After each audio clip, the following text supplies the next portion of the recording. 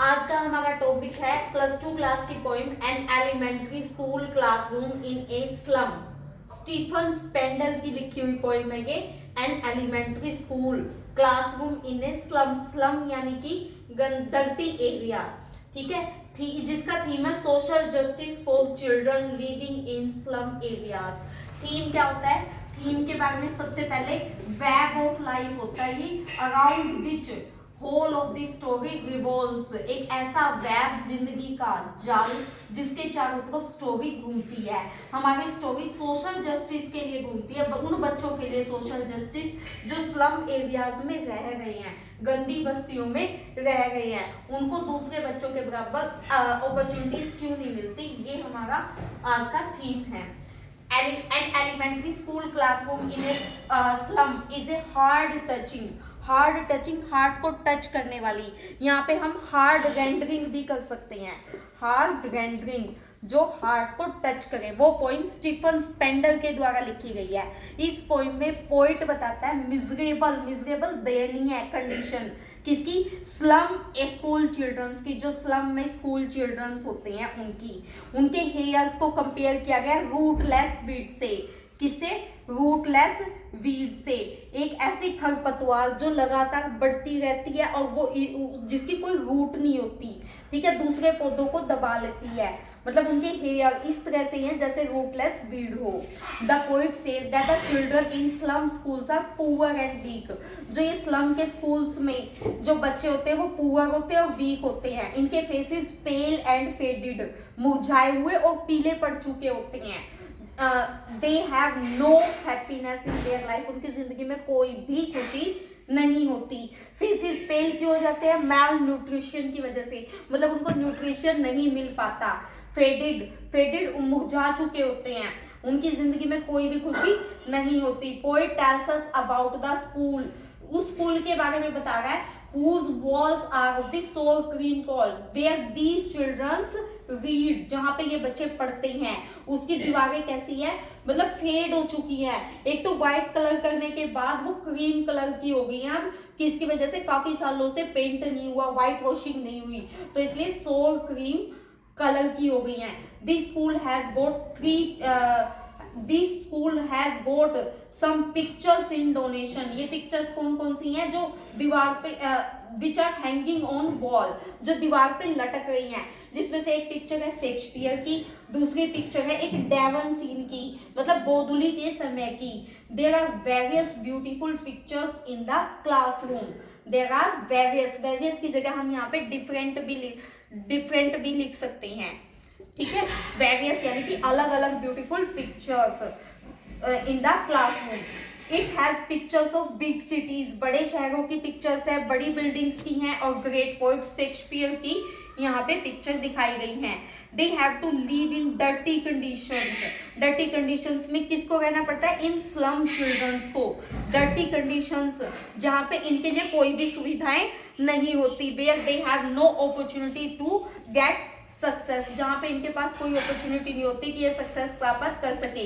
Then the poet says that all the pictures are useful for these childrens.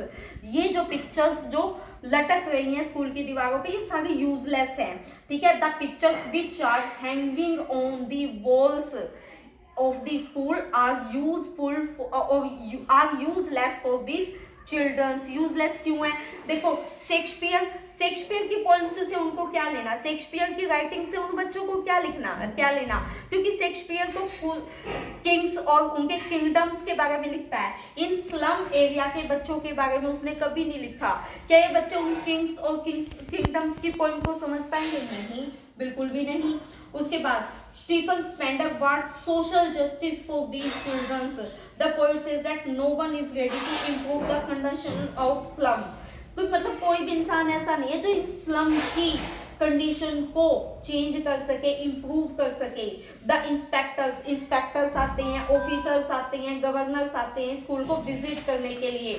The only promise to improve the condition, इस condition पे आते हैं कि हम school को improve करेंगे, बट दे डू नथिंग, लेकिन वो कुछ भी नहीं करते। For these children they do nothing, इन बच्चों के लिए कुछ नहीं करते। The poet wants to improve the condition of slum school children, लेकिन पोइट जो है वो इम्प्रूव करना चाहता है condition in slum school childrens की।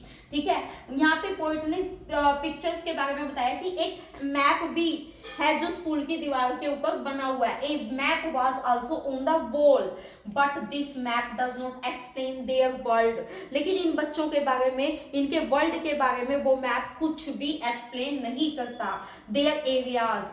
ठीक है, then the poet describes the window, एक उसके बाद पोइट डिस्क्रिप्शन देता है विंडो का।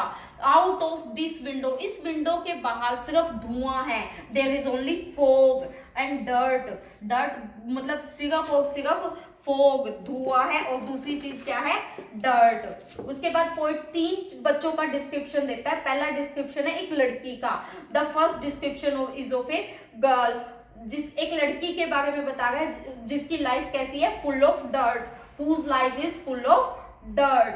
सेकंड बेबी जो है वो कैसा है, looking like a paper seemed boy, paper seemed मतलब इतना पतला जितना कि पेपर होता है। अगर हम पेपर की चौड़ाई को देखें तो ये कितनी पतली होती है, तो पेपर सीम्ड बॉय वो इसको कह रहा है, मतलब इतना पतला है वो। He looked like this due to malnutrition, मतलब उसको फुल न्यूट्रिशन नहीं मिल पाता, तो इसलिए वो इस तरह से लग रहा है। His eyes are compared with rat, उसकी आंखों को रैट के साथ कंपेयर किया पोइट ने, रैट चूहे के साथ। क्यों? क्योंकि चूहा हर जगह अपने खाने को ढूंढता रहता है। His eyes are compared with rat as eyes of a rat observing for food always, मतलब उस एक रैट की आईज जो है वो हमेशा खाना ढूंढती रहती है। He has got twisted bones from his ancestors, from his parents, मतलब वो कह रहा है कि उसको ट्विस्टेड मुड़ी हुई हड्डियां मिली है, मतलब वो इतना बच्चा इतना कमजोर है माल न्यूट्रिशन की वजह से कि उसको मुड़ी हुई हड्डियां अपने पूर्वजों से मिली है, अपने पेरेंट्स से मिली है। The boy is not thinking about lesson of the teacher, ठीक है, जो बॉय है वो अब टीचर जो पढ़ा रहा है उसके बारे में नहीं सोच रहा, वो किस चीज के बारे में सोच रहा है, अबाउट हिज हेल्थ, ठीक है, ड्यू टू माल न्यूट्रिशन, इस कमजोरी की वजह से जो उसे हेल्थ मिली है उसके बारे में सोच रहा है। Here is also a description of A third boy, यहाँ पे एक थर्ड बॉय का डिस्क्रिप्शन भी दिया गया है, whose eyes have a dream of squirrel game, जिसको कोई ध्यान नहीं है कि टीचर क्लास में क्या पढ़ा रहा है, सिर्फ वो स्क्विरल क्या होता है, गिलहरी पेड़ पे चढ़ जाती है, उतर जाती है, वो कितनी एनर्जेटिक होती है, एनर्जेटिक ENERGETIC, एनर्जेटिक मतलब कितनी एनर्जी से भरी हुई होती है, उसके बाद उसके गेम्स को देख के उनके साथ खेलना चाहता है वो। These squirrels are generally energetic. The boy wants to live like a squirrel, not in this dim class. Boy जो है वो एक स्क्विरल की जिंदगी जीना चाहता है इस डिम क्लास की बजाय। डिम क्लास मतलब यहाँ पे वो पढ़ना नहीं, डिम क्लास मीन्स निराशावादी क्लास, जहाँ पे उसको कोई होप नहीं है आगे बेटर फ्यूचर की। He wants to remain with squirrels on the tree, वो स्क्विरल्स के साथ ट्री पे रहना चाहता है, not in this dim class, बजाय इस डिम क्लास में रहने के, ठीक है। उसके बाद these girls are the life of these miserable children are full of pain, sorrow, because their life is only in these narrow streets, उनकी लाइफ जो है वो इन घनी तंग गलियों में है।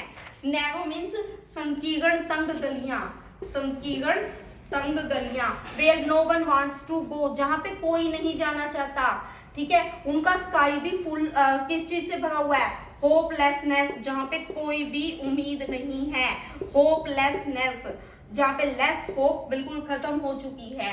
Their sky is full of hopelessness, there is no hope of success, far far, their world is far far, far far means दूर दूर तक, काफी दूर है, रिवर्स से, केप से, डूम्स से, मतलब महलों से, नदियों से, झरनों से बहुत ज्यादा दूर है। The poet called Shakespeare wicked, मैं आपको पहले बता चुकी हूँ पोइट शेक्सपियर को विक्ड क्यों कहता है, क्योंकि उसकी स्टोरीज जो है वो किस चीज से भरी हुई होती है, किंग्स और उनके किंगडम्स की लाइफ से। एंड मैप को भी वो बैड एग्जाम्पल कहता है, मैप को कहता है कि वो ये बैड एग्जाम्पल है, किस चीज का? क्योंकि ये मैप अट्रैक्ट करता है चिल्ड्रंस को इन स्लम एरियाज के to the life of beauty, but they can't get it, लेकिन वो इस लाइफ को कभी भी प्राप्त नहीं कर सकते। This map is only a cheater to them, only a cheater to them. Their living areas is compared to rat holes, उनके living areas को rat holes से कंपेयर किया गया है। क्यों? छोटे छोटे घर, उन घरों के अंदर काफी मात्रा में मेंबर्स रहते हैं। Their nights will never finished, उनकी रातें कभी खत्म नहीं होती, because there is no hope, क्योंकि वहां पे कोई भी आशा नहीं है।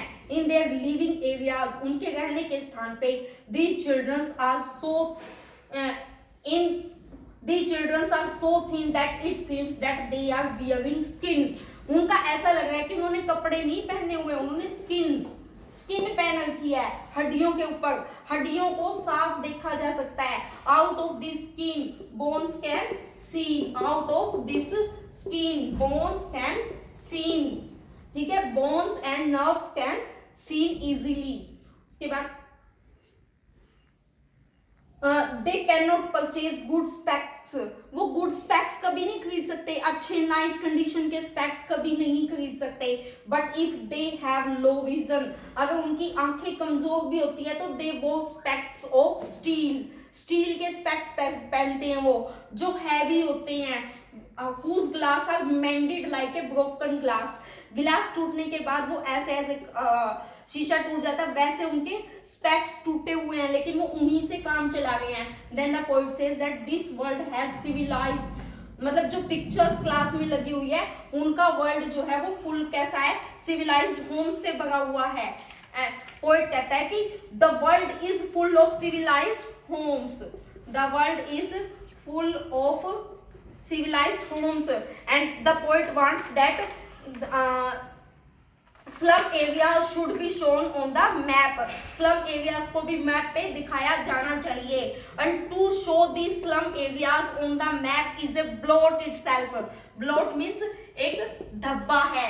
this map is just a window through this map, they come to know that a world exists outside the slum areas, मतलब जो अच्छा मैप वहां पे लगा रखा है, इसमें 7 कॉन्टिनेंट्स वगैरह दिखाए गए हैं, एक अच्छे वर्ल्ड को दिखाने की कोशिश की गई है। वो सिर्फ एक चीटिंग वे है उनके साथ, मतलब उनको चीट किया जा रहा है कि इस स्लम एरिया से भी बाहर एक अच्छी दुनिया है, लेकिन वो दुनिया उनके लिए नहीं है। उनके स्लम एरियाज को मैप के अंदर दिखाना अपने आप में एक ब्लोट है वर्ल्ड के ऊपर, ठीक है।